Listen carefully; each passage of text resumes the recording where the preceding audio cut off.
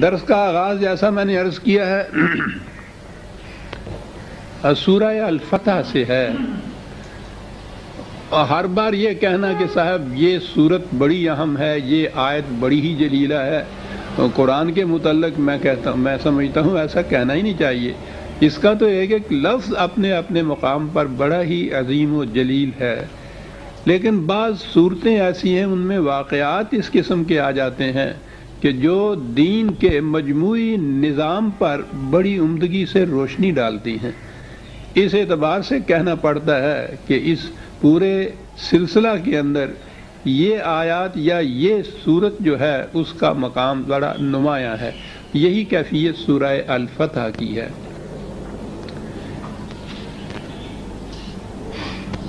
نبی اکرم صلی اللہ علیہ وسلم مکے سے ہجرت کر کے مدینہ تشریف لے گئے،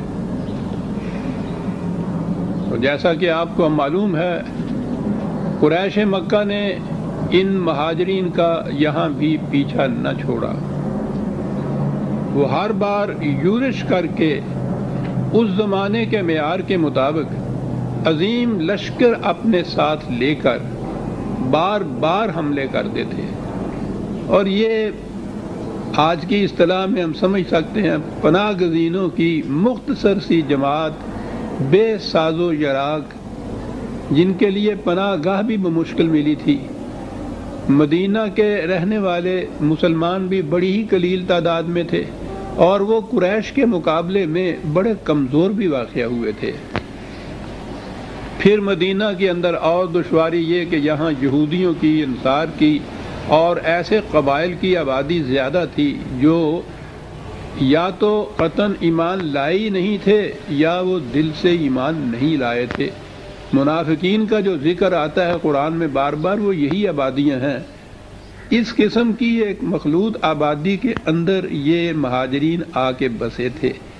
اندر سے یہ خطرہ، باہر سے ان کی یورشیں، مسلسل یہ سلسلہ جاری رہا۔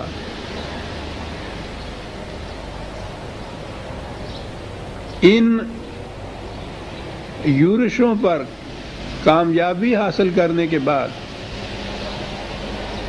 جو داخلی امور تھے ان کو بھی سنوارنے کے بعد، گرفت میں لینے کے بعد، یہ نبی اکرم صلی اللہ علیہ وسلم کا کچھ کمتر درجے کا معجزہ نہیں ہے کہ مدینے میں ایک اسلامی مملکت قائم کر دی حضور نے۔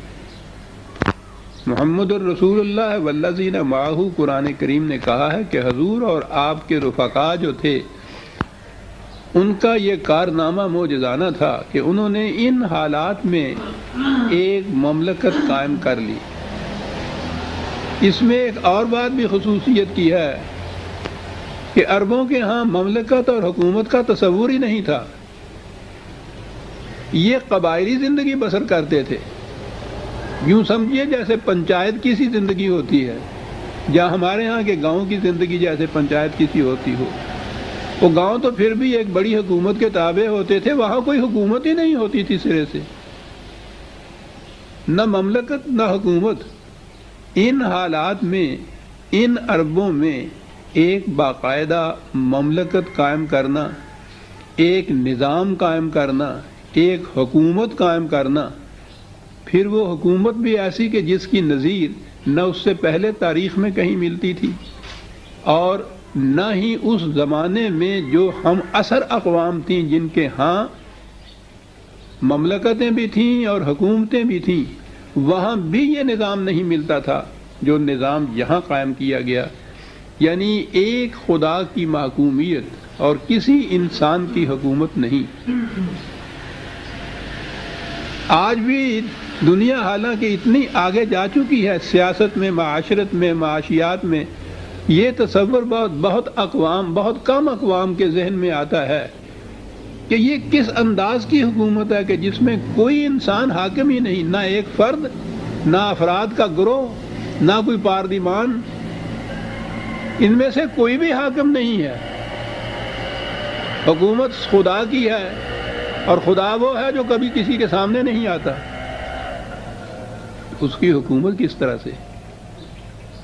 ایک ضابطۂ قوانین جو اس نے نازل کیا ہے، یہ حکومت در حقیقت اس کتاب کی حکمرانی تھی کتاب کی حکمرانی اسے آپ ضابطۂ قوانین ہی کہہ لیجیے آج کی اصطلاح میں، جس میں کسی انسان کی حکومت کا دخل نہ ہو۔ ساری دنیا میں سیکولرزم کی حکومت چلی آ رہی ہے، خواہ وہ مسلمانوں کی اقوام ہوں یا غیر مسلموں کی۔ سوال ہی نہیں کہ انسان کا دخل نہ ہو اور حکومت قائم ہو جائے، خواہ وہ آئینی حکومت بھی کیوں نہ ہو، قوانین سازی بھی کیوں نہ ہو۔ قوانین سازی وہ تو انسان قانون بناتے ہیں۔ اگر ہیئت نافذہ جو ہے، جو نافذ کرنے والی ایگزیکٹو اتھارٹی ہے، اس کو قانون سازی میں دخل نہ بھی ہو تو قانون تو پھر بھی انسانوں کا ہی بنایا ہوا ہوتا ہے۔ یہ ایک بنایا ہوا ضابطۂ قوانین ازلی ابدی، جس میں ان انسانوں کو کسی قسم کی تبدیلی کا بھی اختیار حاصل نہیں ہے، اسے نافذ کرنا بطور حکومت کے ضابطے اور قانون کے۔ حتیٰ کہ خود نبی اکرم صلی اللہ علیہ وسلم کے متعلق بھی قرآن میں ہے کہ نبی کو بھی اس کا حق حاصل نہیں ہے کہ کسی انسان کو اپنا محکوم بنائے، وہ خود بھی اس کتاب کا محکوم ہوگا اور دوسروں کو بھی اسی کتاب کا محکوم بنائے گا۔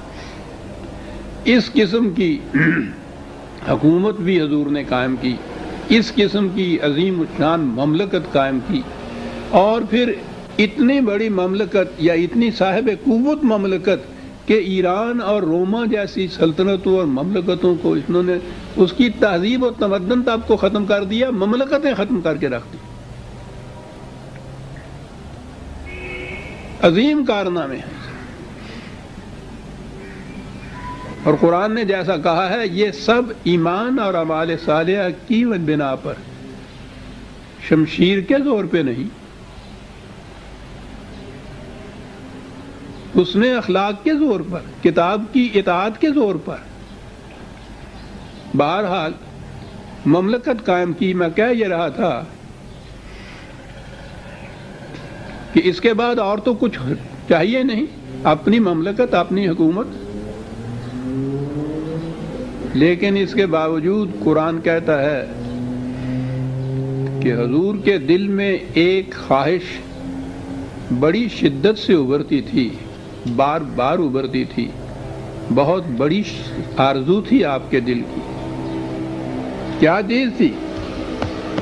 قرآن کے الفاظ میں یہ جو میں نے کہا ہے کہ ابھرتی تھی، قرآن کے الفاظ میں ہے۔ حضور مدینے میں تشریف رکھتے تھے، کعبہ مکے میں تھا۔ کعبے کا مقام کیا تھا؟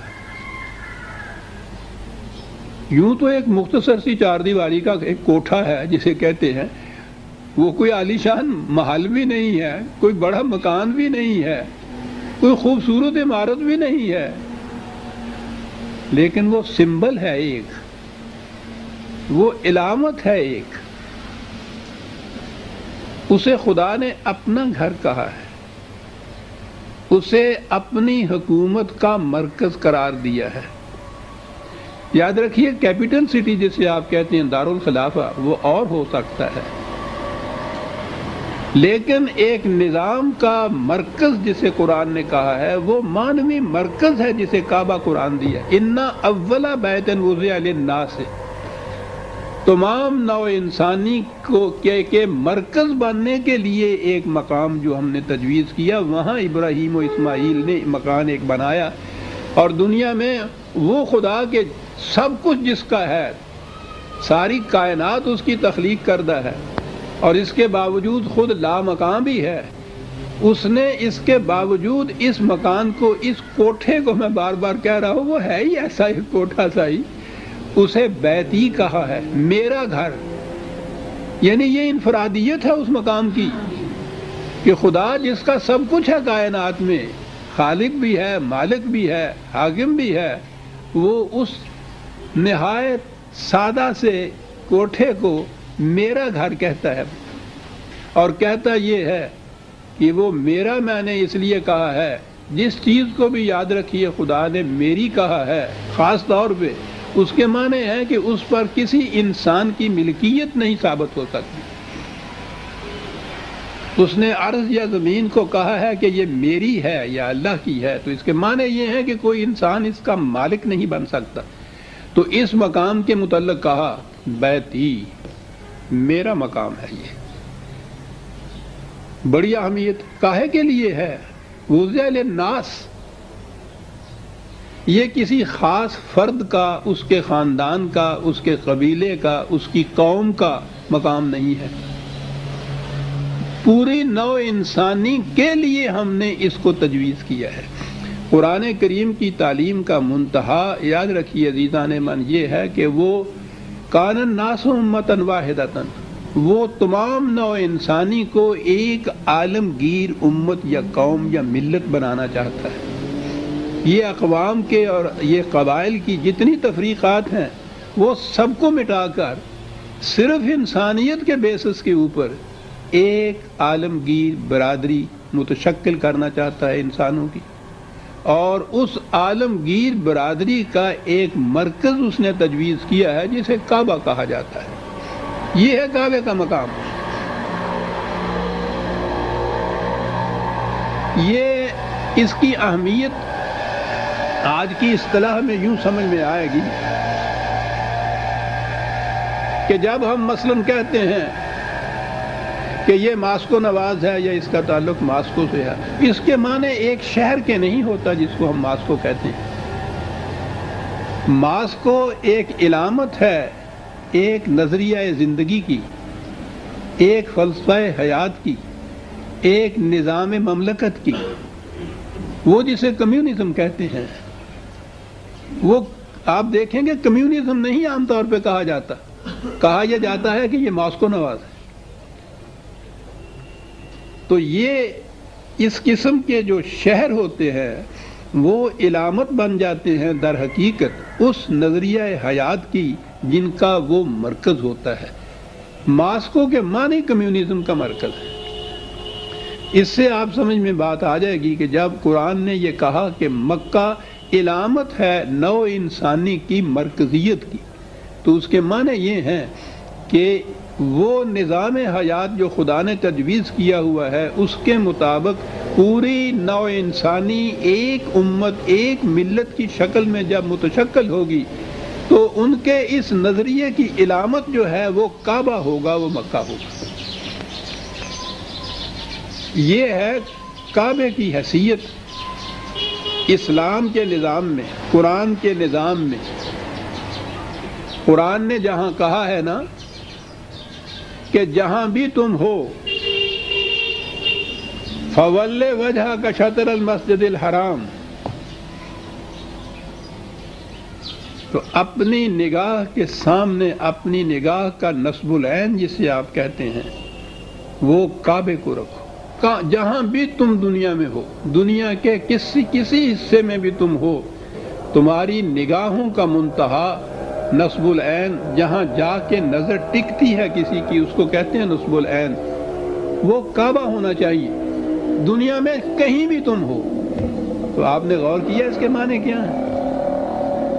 پھر میں اسی آج کی مثال کے اوپر آتا ہوں۔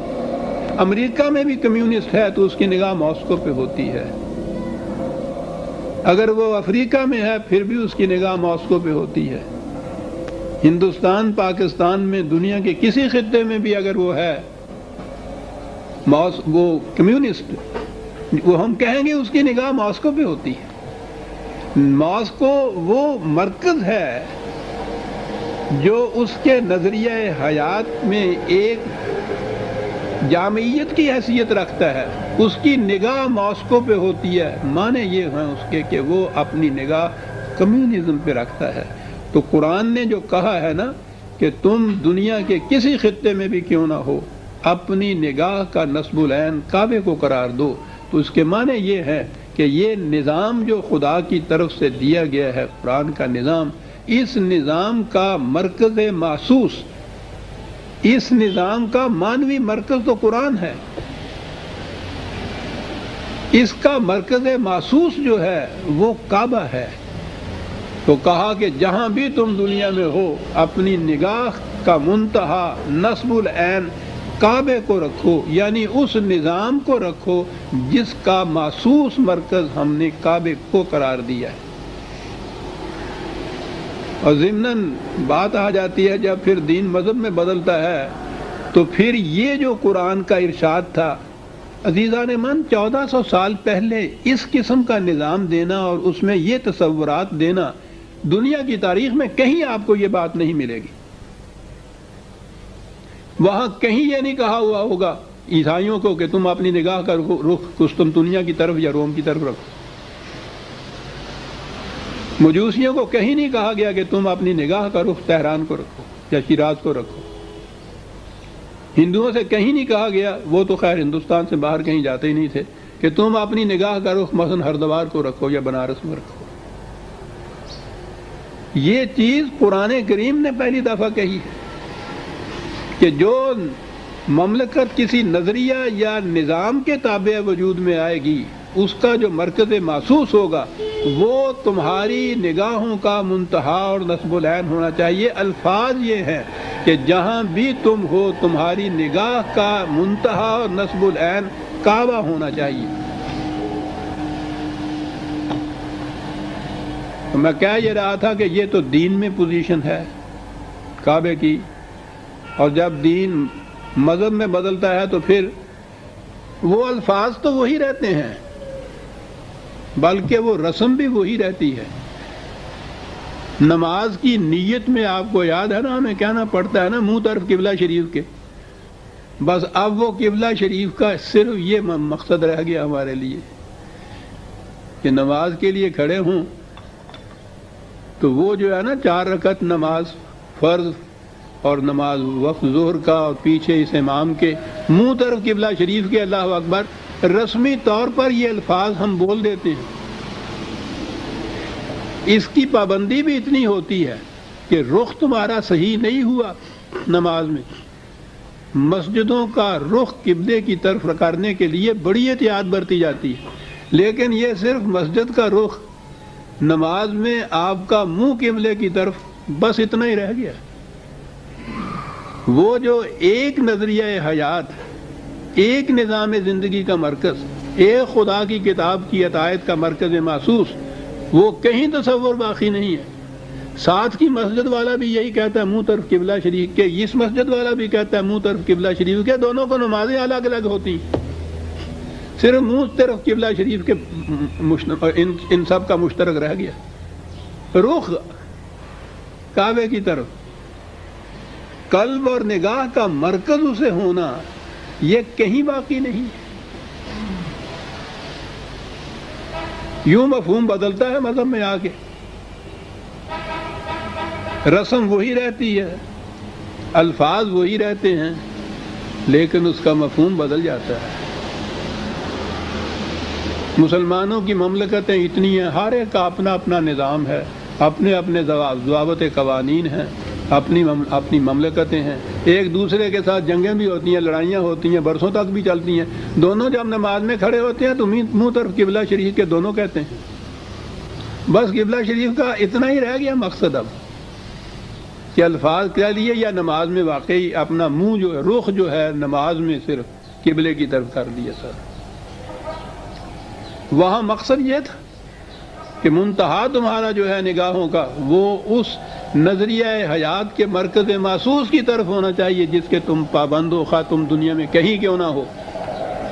اقبال کی مثال بھی بڑی جامع ہوتی ہے، اس امت کے متعلق کہتا ہے، کیا خوبصورت مثال ہے، یہ پرندے سارا دن ان فضا کی پہنائیوں میں اڑتے رہتے ہیں، سینکڑوں ہزاروں میل کی مسافت طے کرتے ہیں فضا کے اندر سارا دن، اپنے آشیاں سے معلوم نہیں کتنی کتنی دور یہ چلے جاتے ہیں، پھر کوئی سڑک نہیں ہے، کوئی سگنلز نہیں ہیں، کوئی اشارات راہ نہیں ہیں، لیکن شام ہوتی ہے تو وہ سیدھے اپنے آشیاں کی طرف آ جاتے ہیں۔ کہتا ہے اس امت کی کیفیت یہ تھی کہ پرد در وسعت گردوں یگانہ، فضا کی پہنائیوں میں یہ اڑتی ہے، یگانہ ہے، کسی دوسرے کو اپنے ہمدوش بھی نہیں ہونے دیتی، اکیلی، اور نگاہ او بشاخ آشیانہ، کہیں بھی اڑتا ہوا وہ پرندہ جائے اس کی نگاہوں میں اپنا آشیانہ رہتا ہے ہر وقت، اس لیے جب بھی اس کا جی چاہتا ہے بغیر کسی قسم کے نشان راہ کے سیدھا اپنے نشیمن میں آ جاتا ہے۔ یہ تھا مقام کعبے کا۔ اب یہاں سے یوں بات سمجھ میں آ جائے گی کہ مدینے میں سب کچھ حاصل ہے، مملکت حاصل ہے، حکومت حاصل ہے، اور اس کے بعد تو پھر مدینے کی اپنی آبادی بھی وہ تھی کہ مسلمانوں پر مشتمل تھی، کسی غیر کا اس میں عمل دخل کوئی نہیں تھا، یہ سب کچھ حاصل تھا۔ لیکن اس کے باوجود نگاہ او بشاخ آشیانہ، قرآن کہتا ہے کتنی خوبصورتی سے حضور کی اس آرزو کو، قلبی آرزو کو قرآن نے ادا کیا کہ قد نرا تقلب وجہک فی السماء، 2/144۔ اے رسول ہم جانتے ہیں کہ تو بار بار آسمان کی طرف نگاہیں اٹھا کے کس آرزو کے لیے خدا سے دعا کرتا، نرا، ہم دیکھتے ہیں، ہم دیکھتے ہیں تمہاری آنکھوں کو کہ کس اشتیاق سے تم یہ آرزو اپنے دل میں رکھتے ہو۔ کیا ہے؟ فَلَنُوَلِّيَنَّكَ قِبْلَةً تَرْضَاهَا، تم نگاہیں آسمان کی طرف اٹھا کے دل میں یہ آرزو رکھتے ہو، خواہ زبان پہ نہیں بھی لاتے لیکن ہم تو دلوں کی بات بھی جانتے ہیں۔ تو اطمینان رکھیے، تم جو کہتے ہو نا کہ مملکت خداوندی ہو اور اس مملکت کا محسوس مرکز جو ہو وہ دوسروں کے قبضے میں ہو، اس پر ہمارا اقتدار اور اقتدار نہ ہو، یہ بات تو کچھ جستی ہے نہیں۔ ہم نے یہاں اپنی مملکت قائم کی، حکومت قائم کی، یہ دارالخلافہ بھی ہے ہمارا جسے آپ کہتے ہیں، لیکن اس نظریہ زندگی کی علامت محسوس تو کعبہ ہے، تو ہماری مملکت اس نظریہ زندگی کے اوپر تو استوار ہو اور اس کا مرکز محسوس جو ہے وہ غیروں کے قبضے میں ہو۔ کہا یہ ہے وہ اضطراب جو تمہارے دل میں ایک ہیجان بن کے بار بار اٹھتا ہے، اور تم اپنی نگاہیں آسمان، کیا خوبصورت انداز ہے، تم اپنی نگاہیں آسمان کی طرف اٹھاتے ہو، ہم دیکھتے ہیں تمہاری نگاہوں کو کہ کس قدر اشتیاق بھری نگاہیں ہیں یہ۔ تو کوئی بات نہیں، تو یہاں سے یہ کہا کہ ہم وعدہ کرتے ہیں کہ اس پر اقتدار تمہارا ہی ہوگا۔ یہ چیز مدینے کی زندگی میں کہی جا رہی ہے، وقت گزرتا چلا جا رہا ہے۔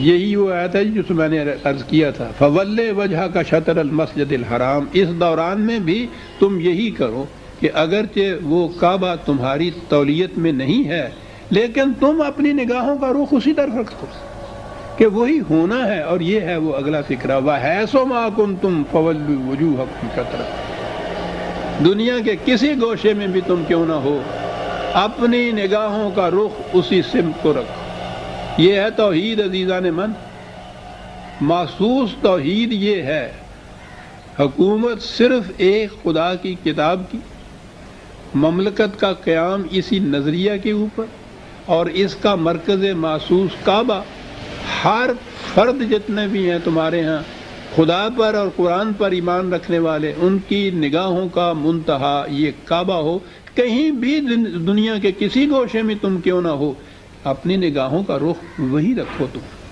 منتہا اور نصب العین وہی ہونا چاہیے۔ تو اب کعبے کی اہمیت ذہن میں آ گئی ہمارے، کیوں بار بار حضور کی نگاہوں کا رخ آسمان کی طرف اٹھتا تھا، اس آرزو کو قلب میں لیے ہوئے کہ کعبے پہ تولیت تو ہماری ہی ہونی چاہیے، اور خدا اس کا وعدہ کرتا ہے کہ یہ ہوگا، ہم کر دیں گے۔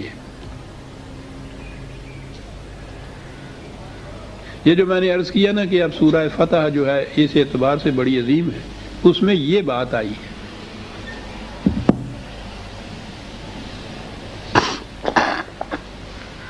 معاف رکھیے گا۔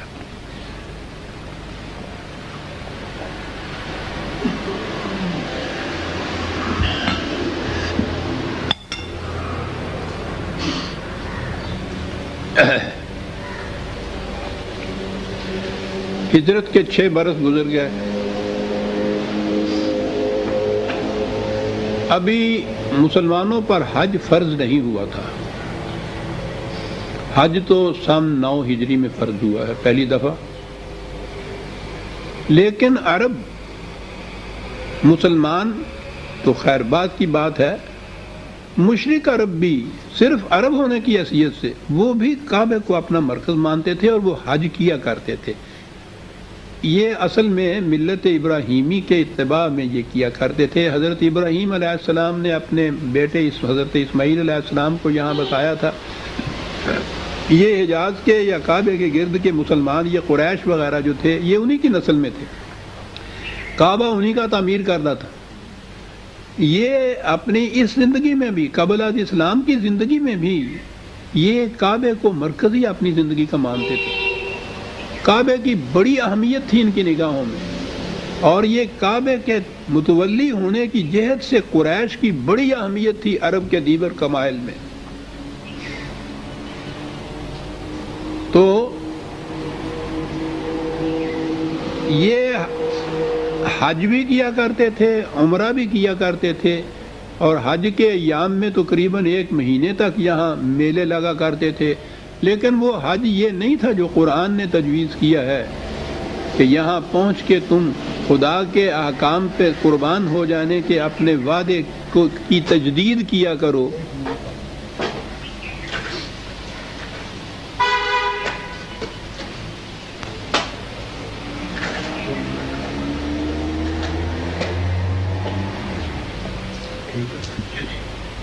وہ میلے کی اسی شکل ہوتی تھی، لیکن اجتماع بڑا عظیم ہوتا تھا. وہ حج کا عمرہ بھی ہوتا تھا. قریباً 6 برس گزر گئے ہجرت کے بعد، مسلسل لڑائیوں میں گزر گئے. آخر 1 سال سن 6 ہجری کا یہ واقعہ ہے. تاریخ میں یہ ہے، قرآن میں بھی اس خواب کا ذکر ہے کہ نبی اکرم صلی اللہ علیہ وسلم نے اپنے خواب میں دیکھا کہ آپ مکہ تشریف لے گئے ہیں، حج کر رہے ہیں یا عمرہ کر رہے ہیں. میں اس بحث میں نہیں پڑھنا چاہتا کہ نبی کا خواب یا دوسروں کا خواب. نفسیاتی طور پر سائیکولوجیکلی شدت آرزو جو انسان کے نفس غیر شعوریہ کے اندر جاگزیں ہو جاتی ہے، اور رات کو جب شعور جو ہے وہ معطل ہوتا ہے تو وہ جو آرزویں ہوتی ہیں وہ ابھر کر خواب کی شکل میں انسان میں آ جاتی ہیں. یہ عام خواب کا فلسفہ ہے جو سائیکولوجیکلی بیان کیا جا رہا ہے، کوئی بھی وجہ ہو. میں نے کہا نا کہ میں اس بات میں نہیں پڑھتا، واقعاتی بات صرف عرض کرتا ہوں کہ آپ نے خواب میں دیکھا کہ آپ حج کر رہے ہیں. یہ ذی قعدہ کا مہینہ تھا، اگلا مہینہ ذی الحجہ ہوتا ہے نا اس کے بعد کا. آپ نے ارادہ کیا کہ اس سال عمرے کے لیے ہم چلتے ہیں، یعنی حج کے لیے بھی نہیں بلکہ اس سے پہلے عمرے کے لیے. آپ نے اس آرزو کا اظہار فرمایا یا اپنے ارادے کا اظہار فرمایا تو ظاہر ہے کہ یہ جانساران حضور جو تھے ان کے دل میں بھی تو حج یا کعبے کا یا مکے میں جانے کی آرزویں ایسی ہی تھیں، خواہ اتنی شدید نہ بھی ہوں لیکن بہرحال ان کے دل میں بھی تھی. اور پھر یہ کہ جب حضور نے اس ارادے کا اظہار فرمایا تو یہ صحابہ کی جماعت آج خود ساتھ تیار ہو گئی. تقریباً 1400 کی تعداد تھی. تاریخ بتاتی ہے اس زمانے میں یہ بہت بڑی تعداد ہوتی تھی. اور سفر بھی تو آپ دیکھیے نا، مدینے سے مکے کا سفر جو ہے اس زمانے کا سفر کتنا شدید ہوتا تھا. تو بہرحال 1400 کی جماعت تھی حضور کے ساتھ. عمرے کے ارادے سے آپ تشریف لائے. مکے سے پہلے ایک منزل پہلے یعنی کچھ میل پہلے ہی ایک مقام تھا، حدیبیہ اسے کہتے ہیں. وہاں عام طور پہ بستی وہاں ہوتی تھی جہاں کوئی چشمہ ہو پانی کا، وہیں نخلستان ہوتا تھا، وہیں کوئی تھوڑے سے جھنڈ کھجوروں کے درخت کے ہوتے تھے، اور وہیں ایک چھوٹی سی ایک بستی بس جاتی تھی. تو اس مقام پہ حضور نے قیام فرمایا صحابہ کے ساتھ اور پیغام بھیجا اہل مکہ کو کہ ہم لوگ صرف عمرہ کرنے کے لیے آئے ہیں، ہمارا کوئی اور ارادہ نہیں ہے. امید ہے تم مزاحمت نہیں کرو گے۔ عربوں کے ہاں یہ عام اجازت تھی قبائل کو کہ حج اور عمرہ کے زمانے میں وہ بلا کسی قسم کی رکاوٹ پہ مکے آ سکتے تھے، حج کر سکتے تھے یا عمرہ کر سکتے تھے، واپس جا سکتے تھے۔ اس میں سے کسی قسم کی اجازت کی بھی ضرورت نہیں تھی، نہ کبھی کوئی مزاحمت ہوتی تھی۔ یہ ان کے ہاں کی ایک روایت تھی، ایک ٹریڈیشن تھی عربوں کی کہ ایسا ہوتا تھا۔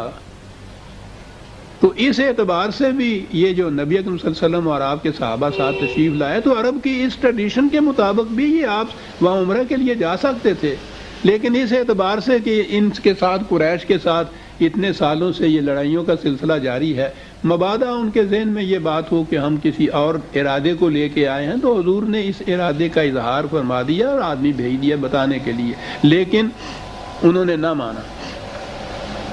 انہوں نے ایک فوج کا دستہ بھیج دیا دیکھنے کے لیے،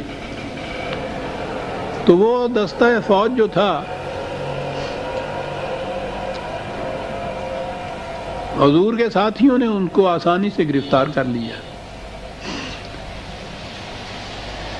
ایک تو ان کا ارادہ ہی نہیں تھا کسی قسم کی جنگ کا، اور پھر یہ جو مہینے ہوتے ہیں نا، وہ جو 4 مہینے حرام جن کو قرارتے ہیں، جن میں جنگ کرنا منع ہے، عرب جاہلیت کے زمانے سے ان کے ہاں کی یہ روایت چلی آتی تھی کہ سال میں 4 مہینے وہ ایسے رکھتے تھے کہ جس میں لوٹ مار یا جنگ و جدال جو تھا ان کے ہاں ان کی ٹریڈیشن یہ تھی کہ اس زمانے میں جنگ نہیں کی جائے گی۔ تو یہ مہینہ بھی وہ تھا کہ جس میں ان کی روایت کے مطابق بھی جنگ نہیں کی جا سکتی تھی، اور حضور نے پھر اطلاع بھی ان کو بھیج دی۔ اس کے باوجود انہوں نے فوج کا دستہ بھیج دیا، یعنی اپنی روایت کے خلاف یہ کیا۔ لیکن انہوں نے جو ان کو گرفتار کیا ہے تو گرفتار کرنے کے بعد یہ کہہ کہ چھوڑ دیا کہ نہ ہمارا ارادہ جنگ کا تھا اور نہ ہی وہ مہینہ ہے کہ جس میں جنگ کیا جا سکتی ہے، اس لیے ہم تمہیں چھوڑتے ہیں۔ چھوڑ دیا، وہ واپس چلے گئے۔ آپ نے حضرت عثمان رضی اللہ تعالیٰ عنہ کو بھیجا کہ آپ جا کر مکے والوں سے بات کر آئیے کہ تمہیں پھر غلط فہمی شاید پیدا ہوئی جو تم نے ایک دستہ بھیج دیا ہے فوج کا، ہمارا ارادہ یہ نہیں ہے، ہم صرف عمرہ کرنے کے لیے آئے ہیں۔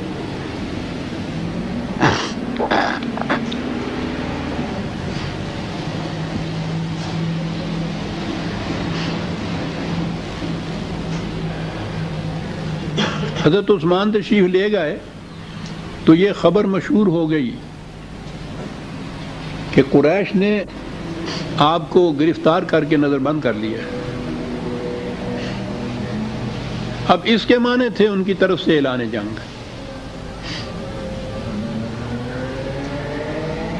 یہ وہ مقام تھا جہاں اس صورت میں وہ آتا ہے کہ نبی اکرم صلی اللہ علیہ وسلم نے صحابہ سے کہا کہ یہ تو ٹھیک ہے کہ اسلام لاتے وقت تم ایک معاہدہ کرتے ہو اپنے خدا سے، ان اللہ اشتری من المؤمنین انفسهم واموالهم بان لهم الجنہ، سورہ توبہ میں ہے۔ میں ریفرنس لکھا دوں جو لکھتے ہیں، 9 غالباً 112 ہے۔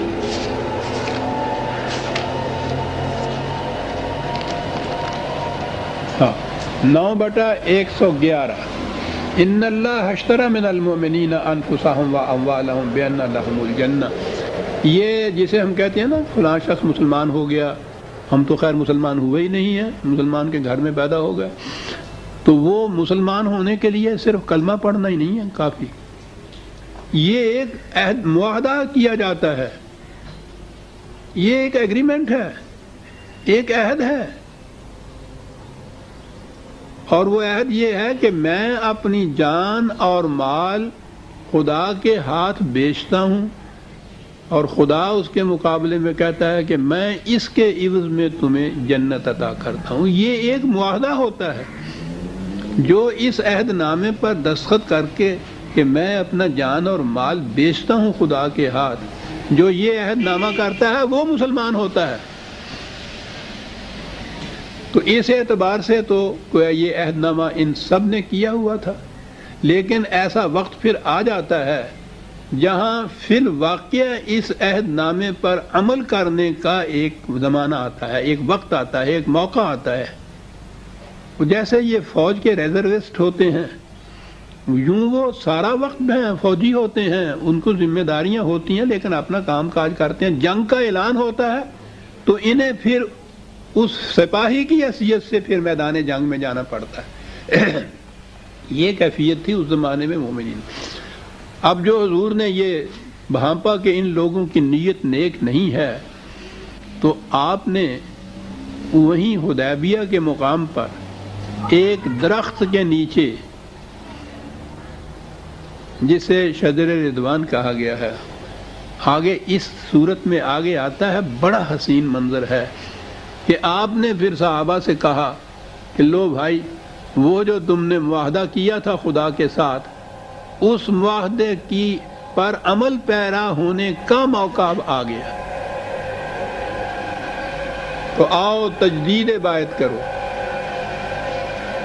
یہ بیعت کے معنی اب آپ سمجھیں، یہاں تو بیعت حضرت صاحب کی ہوتی ہے نا، میں فلاں حضرت صاحب کا بیعت مجھے، میں نے وہاں سے بیعت کر لی ہے، با کے تمہارے بیچ دینا ہوتا ہے نا۔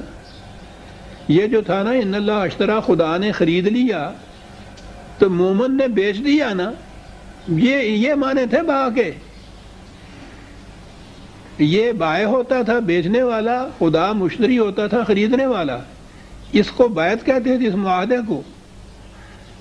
تو وہاں آپ نے کہا کہ وہ جو تمہارا عہد نامہ ہے بیعت کا، اس کو عمل پیرا ہونے کا وقت آ گیا۔ اور میں سمجھتا ہوں کہ اس وقت تک جتنی جنگیں ہوئی ہیں قریش سے، یہ جنگ جو ہے شاید یہ قول فیصل ہو، کیونکہ ہم ان مکے کے قریب آ پہنچے ہوئے ہیں، اور یہ تو اپنے گھر کے اندر ہیں، یہ تو مدینے میں جا جا کے ہمارے اوپر حملے کیا کرتے تھے، اور اب تو ہم ان کی گرفت میں ہیں۔ اور یہ آئے تھے چونکہ عمرہ کی نیت سے، ہتھیار بھی ساتھ نہیں تھے۔ کہا یہ کہ اس مقام پہ اگر انہوں نے جھپٹا مارا، یہی تو ساری کائنات ہے ہماری جو ہم یہاں لے کے آ کے بیٹھ گئے ہوئے ہیں، حالات یہ ہیں۔ اس لیے آپ دیکھ لیجئے، آپ نے صحابہ سے فرمایا کہ کتنا نازک وقت ہے جس میں ہم اس وقت آ گئے، اور یہ وقت ہے جو آپ کو اپنے ایمان کی صداقت کی شہادت پیش کرنی ہوگی۔ تو قرآن نے کہا ہے کہ وہاں پھر حضور کے ہاتھ پہ یہ لوگ تجدید بیعت کرتے تھے، اپنا جو بیچا ہوا تھا مال اس کی تجدید کرتے تھے کہ ہاں ہم جان اور مال ہم نے بیچ دیا ہوا ہے۔ یہ آئیں گی آیات اس صورت کے اندر، بڑا حسین و جمیل منظر ہے جس میں قرآن نے بیان کیا ہے۔ حضور بیعت لینے والے، خدا بیان کرنے والا، اب اس سے زیادہ اور جمیل و حسین منظر کیا ہوگا، دیکھیں گے آپ۔ وجد آفری انداز ہے جس میں یہ سب کچھ بیان کیا گیا ہے۔ یہ بیعت تھی، بیعت رضوان جس کو کہتے ہیں، یہ درخت ہے جس کو آج تک شجر رضوان کہتے ہیں، یعنی خدا وہ معاہدے سے ہم آہنگ ہو جانا، یہ ہوتا ہے رضوان کا معنی۔ لیکن اتنے میں اطلاع آ گئی کہ نہیں، انہوں نے حضرت عثمان کو چھوڑ دیا ہے اور وہ آ رہے ہیں، اور انہوں نے آ کے یہ بات کہی کہ وہ آمادہ ہیں صلح نامہ کے لیے، تو وہ صلح کرنا چاہتے ہیں، جنگ نہیں کرنا چاہتے، بشرطے کہ ان کی شرطیں جو ہیں وہ منظور کر لی جائیں۔ تو آپ نے کہا بجا ٹھیک ہے، کہ ہمارا ارادہ تو جنگ کرنے کا تھا ہی نہیں۔ صلح کی شرائط کے لیے وہاں کا نمائندہ آ گیا، نبی اکرم صلی اللہ علیہ وسلم سے یہ as head of the state یہ معاہدہ ہونا تھا۔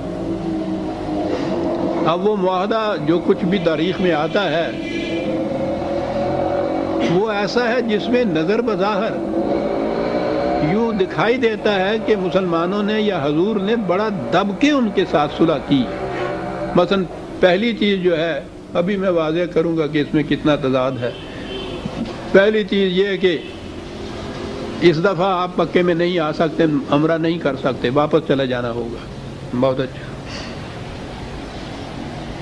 جو مسلمان یہاں مکے میں آپ کے رہ گئے ہیں ہم ان کو نہیں جانے دیں گے. بہت اچھا. اس کے بعد بھی اگر کوئی لوگ وہاں مسلمان کسی طرح سے بھی مکے میں کوئی آ گیا تو ہم اس کو روک رکھیں گے. بہت اچھا. مدینے میں اگر ہمارے ہاں کا کوئی آدمی اس وقت بھی ہے یا اس کے بعد بھی جائے گا تو اس کو آپ روکیں گے نہیں, وہ واپس مدینے میں آئے گا. بہت اچھا. یہ ہے وہ شرائط جو عام طور پہ تاریخ میں ملتی ہیں. ان شرائط پہ یہ صلح کی گئی تھی. تو نظر آ رہا ہے جیسے عام حالات میں ایک دب کے صلح کی گئی ہو جیسے.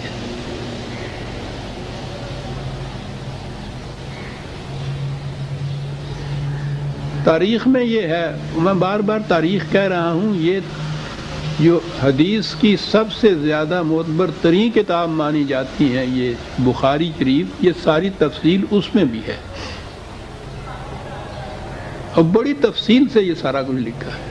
اور اس میں یہ بھی ہے کہ ان شرائط پر میں نے عرض کیا ہے نا کہ چونکہ یہ ہے ان کے اندر, حدیثوں کے اندر, روایات کے اندر, تاریخ کے اندر, میں وہ بیان کر رہا ہوں, ورنہ میں خود نہیں اس سے متفق کہ صحابہ نے اور بالخصوص اس کے اندر پھر نام لیا جاتا ہے حضرت عمر رضی اللہ عنہ کا. تو عجیب قسم کے انہوں نے ہمارے ہاں کے تاریخ والوں نے یا روایت کرنے والوں نے عجیب قسم کے کچھ کیریکٹر چن رکھے ہیں, اور ان میں ایک حضرت عمر رضی اللہ عنہ کا کیریکٹر ہے کہ ہر بات جو ہے اس کی مخالفت کے لیے حضرت عمر کھڑے ہو جاتے ہیں. معاذ اللہ.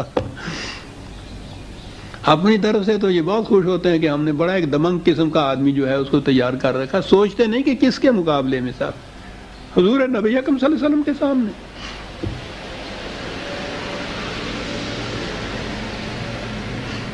کہ جی انہوں نے بڑا اعتراض کیا کہ یہ تو بالکل دب کر صلح کرنے کی بات ہے, ہم جانے دے دیں گے, ہم یہ شرائط نہیں مانیں گے. حتیٰ کہ یہ بھی بات تھی کہ وہ یہ بھی لکھا ہے کہ آپ نے یہ فرمایا کہ بسم اللہ الرحمن الرحیم شروع کرو, تو اس نے کہا کہ ہم یہ تو مسلمانوں کا ہے ٹکڑا جو بسم اللہ الرحمن, ہم تو بسم اللہ اللہم کہتے ہیں, رحمان اور رحیم کو ہم نہیں مانتے. آپ نے کہا بہت اچھا یہی لکھ دو. پھر لکھا گیا کہ یہ عہد نامہ ہے محمد الرسول اللہ کا قریش کے فلاں کے ساتھ. انہوں نے کہا کہ ہم آپ کو اگر رسول مانتے تو یہ جھگڑا ہی کیوں ہوتا, ہم یہ بھی نہیں لکھنے دیں گے. کہا کہ اچھا جی یہ بھی نہ لکھیے. اور پھر آگے وہ شرائط جو میں نے ابھی عرض کی ہیں, تو اس پہ وہاں یہ لکھا ہوا ہے کہ اس پہ صحابہ عام طور پہ اور خاص طور پہ حضرت عمر بھی, آپ نے تو نبی اکرم صلی اللہ علیہ وسلم سے یہ کہہ دیا کہ کیا آپ خدا کے سچے رسول نہیں ہیں؟ کہنے لگے رسول ہوں سچا. کہنے لگے پھر آپ آئے تھے یہ فرما کر کہ وہاں ہم جاتے ہیں عمرہ کرنے کے لیے اور بغیر کیے ہوئے واپس چلے جا رہے ہیں. تو اس میں لکھا ہے کہ آپ نے فرمایا کہ میں نے یہ تو نہیں کہا تھا کہ اسی سال ہم عمرہ کر لیں گے. اندازہ لگائیے عزیزان من, مجھے تو بے حد دکھ ہوتا ہے جب میں یہ چیزیں بیان کرتا ہوں. معاذ اللہ اس قسم کی ایک منطقی جسٹیفیکیشن جو ہے حضور جیسی ذات عظمت والا کے منہ سے سچتی ہے کہ میں نے یہ, یعنی یہ ٹھیک ہے منطقی طور پہ آپ اس میں سے نکل سکتے ہیں کہ میں نے یہ تو نہیں کہا تھا کہ اسی سال کر لیں گے. اگر کوئی پوچھ بیٹھے کہ صاحب اگر یہ بات نہیں تھی یقینی طور پہ تو اس سال پھر آپ نکلے کیوں عمرہ کرنے کے لیے؟ یہ ہے ہمارے ہاں کی روایات, تاریخ ہمارے ہاں کی کہ جی وہ بڑے دلیل میں آئے اور انہوں نے اور پھر رکھا ہے کہ صاحب پھر بہت سمجھا بجھا کے ان کو ٹھنڈا کیا, آرام سے بیٹھے. اور اس کے بعد یہ ہے کہ حضرت عمر ساری عمر جب یہ یاد کرتے تھے واقعہ بڑی ندامت ہوتی تھی, رویا کرتے تھے, استغفار پڑھا کرتے تھے, توبہ کیا کرتے تھے کہ میں نے بڑی گستاخی کی, میں نے یہ کیا. کیا کیا باتیں لکھی ہوئی ہیں. اس کے علاوہ میں آپ کو بتاتا ہوں کہ یہ جو چیز کہی جاتی ہے نا, میں ہمیشہ کہتا ہوں کہ ہماری یہ تاریخ, ہماری روایات قابل اعتماد ہے ہی نہیں. بخاری شریف کی کتاب میں کتاب الصلح جو ہے وہ اس کے چیپٹر ہیں مختلف. کتاب الصلح کے اندر یہ واقعہ درج ہے اور اس کے ساتھ ہی مسلسل یہ واقعہ آگے ہے، لیکن اس میں کتاب الشرائط وہ ہے، یعنی اگلا چیپٹر ہے وہ مسلسل واقعہ یہی۔ اس کو ذہن میں رکھیے گا جو میں ابھی کہنے لگا ہوں۔ یہ جو کتاب الصلح ہے یہ بخاری شریف ہر جگہ موجود ہے، ہر جگہ پڑھائی جاتی ہے۔ کتاب الصلح میں یہ واقعہ جو درج ہے اس میں یہ لکھا ہوا ہے کہ معاہدہ اس پہ ہوا تھا کہ رسول اللہ صلی اللہ علیہ وسلم اور صحابہ اسی سال اسی وقت معاہدے کے بعد آئیں گے مکے میں اور آج معاہدہ کر لیں گے، عمرہ کر لیں گے،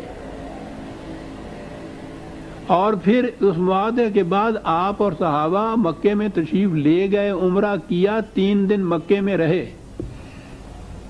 اور تیسرے دن قریش نے یہ کہا کہ بھائی وہ وقت ہو گیا آپ کا معاہدے کی روح سے پورا، واپس چلے جائیے، اور تیسرے دن آپ واپس آئے، یعنی اسی معاہدے کے یہ اسی سال اسی وقت وہیں سے عمرہ کر کے گئے، جس سے یہ تاثر تو دے دیا کہ وہ دب کے صلح نہیں ہوئی تھی، بلکہ یہ جو عمرہ کرنے کا مقصد تھا وہ تو حاصل ہو گیا تھا۔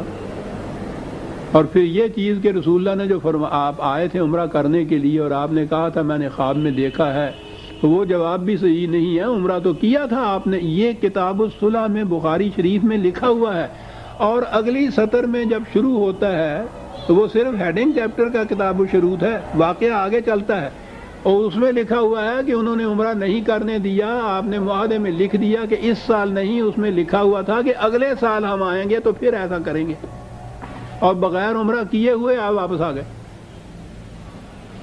اسی کتاب میں اسی ورق پر 2 سطریں آگے درمیان میں صرف وہ کتاب الشرائط لکھ کے اور آگے یہ تفصیل دی ہوئی ہے، اور اس تفصیل میں یہ حضرت عمر کا یہ جو بارہ فروختہ ہونا یا اس کے ناراض ہونا، یہ سارا صلح نامہ لکھا جانا، اس میں یہ لکھا گیا صلح نامے کے اندر کہ اس سال واپس چلے جائیں گے ہم بغیر عمرہ کیے ہوئے، اور اگلے سال پھر آئیں گے اور یہاں آ کے پھر 3 دن کے لیے مکے میں رہیں گے۔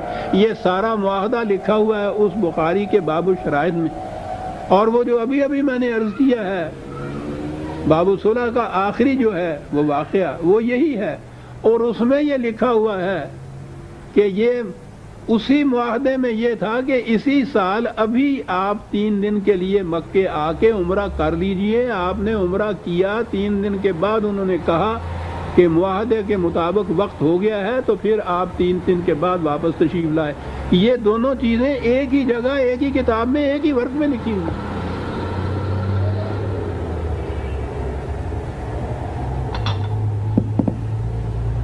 معاف رکھیے گا۔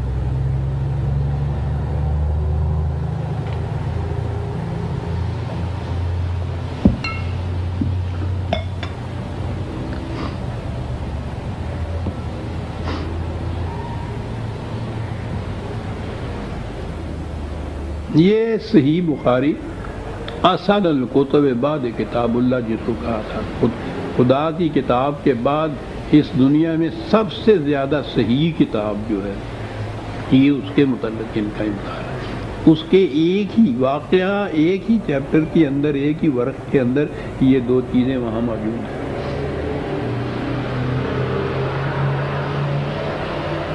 اب یہ چیز اس تاریخ پہ مدار رکھ کر آپ سوچ لیجئے کہ کس نتیجے پہ آدمی پہنچتا ہے۔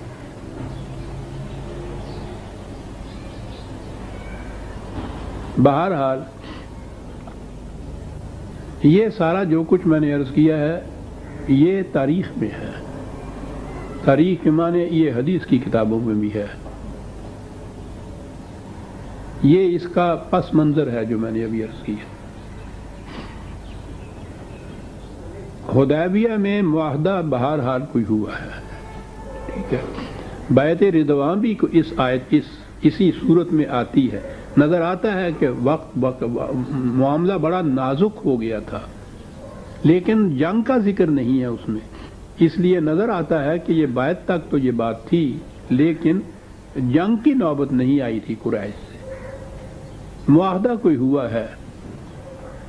معاہدے میں اگر یہ بھی بات ہے جو میں نے ابھی عرض کیا ہے کہ مکے کے قریش اگر مدینے چلے جائیں گے تو ان کو زبردستی وہاں سے نکالا نہیں جائے گا، اور اگر مسلمان مکے میں آ جائیں گے تو ان کو ہم روک رکھیں گے یا ہم ان کو واپس نہیں جانے دیں گے۔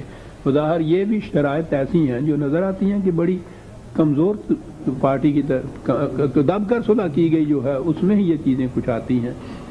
لیکن اس کے باوجود میں نے دیکھا یہ ہے کہ یہ غیر مسلم مورخین بھی جو ہیں وہ بھی یہ کہتے ہیں کہ یہ شرائط بھی اگر صحیح ہیں تو اس میں بھی بالادستی نبی اکرم صلی اللہ علیہ وسلم کی یا مسلمانوں کی بالادستی ہے۔ اس سارے 6 سال کے عرصے میں ہجرت کے بعد کیفیت یہ تھی کہ کٹ آف ہو گئی تھی دونوں آبادیاں، ایک دوسرے کے ساتھ تعلقات ہی باقی نہیں رہے تھے۔ نہ مکے والوں کو معلوم تھا کہ مدینے میں مملکت قائم ہوئی ہے تو وہاں کیا نتائج برآمد ہوئے ہیں، نہ مدینے والوں کو یہ معلوم تھا کہ مکے کے اندر جو رہ رہے ہیں ان کی کیفیت کس قسم کی ہے۔ وہاں کے مکے کے رہنے والے غیر مسلم مدینے نہیں آ سکتے تھے دیکھنے کے لیے، تو انہوں نے لکھا ہے، غیر مسلموں نے یہ لکھا ہے کہ اس سے ہوا یہ، کیا بات ہے اس شہادت کی کہ مکے کے قریش غیر مسلم جب مدینے گئے تو انہوں نے جا کے جو نقشہ دیکھا وہاں کے نظام کا تو انہوں نے تو کہا کہ ہم واپس جائیں گے ہی نہیں مکے میں۔ اس کے مقابلے میں یہاں کی فضا، یہاں کا معاشرہ جو تھا، یہاں کا نظام اس قدر انسانیت ساز اور خوشگوار تھا کہ وہ وہاں سے جو ادھر آئے ہیں ان کو اجازت تھی واپس جانے کی، ان پہ رکاوٹ نہیں تھی۔ تو وہ دونوں معاشرتوں میں، دونوں فضاؤں میں جب تقابل کرتے تھے تو وہ خود واپس نہیں جانا چاہتے تھے، وہ یہیں رہ جانا چاہتے تھے۔ اب رہا یہ جو یہاں سے مسلمان مکے گئے ان کو انہوں نے واپس مدینے نہ آنے دیا، تو یہ لوگ شرط یہی تھی کہ مدینے واپس نہیں جائیں گے، تو انہوں نے مکے سے نکل کے باہر مکے سے قریب ہی ایک جگہ ایک سینٹر بنا لیا اپنا۔ تو آپ دیکھیے کہ یہ مسلمان مدینے سے ادھر آئے ہوئے مکے والوں سے ناراض ہو کے مکے کے قریب ہی ایک سینٹر بنا لے ہیں، وہاں انہوں نے ایک مرکز بنا لیا مکے کی مخالفت کا۔ یعنی یہ دونوں چیزیں ایسی الٹی پڑی مکے والوں پہ کہ اپنا جو ادھر گیا ہے وہ واپس نہیں آ رہا، ادھر سے جو ادھر آیا ہے وہ مکے کے قریب بس گیا باہر آ کے، اور مکے کے خلاف انہوں نے یہ مخالفتوں کی مختلف قسم کی کوششیں اور سرزدیں شروع کر دی۔ تنگ آ گئے مکے والے، انہوں نے خود التجا کی تھی 2 سال کے بعد کہ وہ معاہدہ حدیبیہ جو ہے ہم اس کو برخت کرتے ہیں، اس کو توڑ دیجئے، آپ نے رضامندی سے آپس میں ایک دوسرے کو منسوخ کر دیجئے معاہدے کو۔ یہ مکے والوں نے درخواست کی تھی۔ تو بہرحال غیر مسلم مورخین بھی کہتے ہیں کہ اگر یہ شرائط بھی صحیح ہیں جو ہم دیکھ رہے ہیں تو یہ بھی ان کے حق میں جاتی ہیں، اور وہ تو کہتے ہیں کہ نبی اکرم صلی اللہ علیہ وسلم کی سیاست بالا کی بہت بڑی شہادت ہے یہ جو شرائط آپ نے مان لی ہے۔ اس سے تو نقشہ بدل گیا، اور نقشہ ایسا بدلا کہ یہ سن 6 ہجری کی یہ واقعہ ہے حدیبیہ کا، سن 8 اور یہ 1400 کے قریب آپ کے 7 صحابہ گئے تھے۔ 10 ہجری میں جب مکے کے اوپر اس معاہدے کے منسوخ ہونے کے بعد تو اب جنگ کی ممانعت نہیں تھی نا، اب جو آخری بار جنگ کے لیے نبی اکرم صلی اللہ علیہ وسلم مکے تشریف لے جا رہے ہیں، 10,000 کی فوج آپ کے ساتھ تھی 2 سال کے اندر اندر، اور مکے والوں کی کیفیت یہ ہو چکی تھی کہ آپ گئی ہیں تو انہوں نے پہلے ہی سرنڈر کر دیا، جنگ کی نوبت ہی جانے دی، انہوں نے شکست مان لی۔ کہا یہ جاتا ہے، یہی چیز ان مورخین نے کہی کہ یہ تو صلح حدیبیہ تو پیش خیمہ ثابت ہوئی، بعد میں جتنی کامیابیاں اور کامرانیاں ہوئی ہیں اس کی، اور قرآن نے اسی لیے ابتدا کی ہے اس سورت جلیلہ کی، یہ کہہ کہ انا فتحنا لک فتحا مبینا۔ اب آپ بات سمجھ میں آئے گی۔ فتح کے معنی کانکویسٹ ہی نہیں ہوتی، جس کو ہم تو یہی کہتے ہیں نا، یہ فتح ہو جاتی ہے کسی کی۔ عربی زبان میں فتح کے معنی ہوتے ہیں کامیابیوں کے دروازے کھول دینا۔ آیت کے الفاظ آپ سمجھ میں آئیں گے کہ کیا کہہ گیا قرآن، کہ یہ جو کچھ ہوا ہے حدیبیہ کے مقام کے اوپر، اس نے تو تمہارے لیے نہایت واضح کامیابیوں اور کامرانیوں کے دروازے کھول دیے ہیں. تم دیکھو تو صحیح کہ کس طرح سے ہجوم کر کے یہ فتوحات جسے آپ کہتے ہیں، فتح اور کامرانیاں اور کامیابیاں، یعنی معنی اس کے یہ ہیں کہ اس کے لیے یہ طائر پیش رفت ثابت ہوگی، اس سے پیش رفت ہوگی تمہاری. یہ تمہاری کامیابیوں کے لیے دروازے کھول دیے ہیں اس صلح حدیبیہ نے، جہاں سے جو ہوا ہے. انا فتحنا لکا، تمہارے لیے ہم نے کھول دیے ہیں کامیابیوں کے دروازے، مبین واضح طور پر، جس میں شک و شبہ ہی نہیں رہے گا. اور اس طرح سے اس سورت کی ابتدا ہوتی ہے اور آگے پھر یہ سارے واقعات آتے ہیں. آپ نے فرمایا کہ وقت ہمارا پورا ہو گیا ہے، وہ ٹیپ پورا ہوتا ہے 1 سال میں. تو آج اس پس منظر کے ساتھ ہی ہم ختم کرتے ہیں اس کو. تو باقی اس کے بعد یہ صورت جو ہے ہم آئندہ باب میں لیں گے.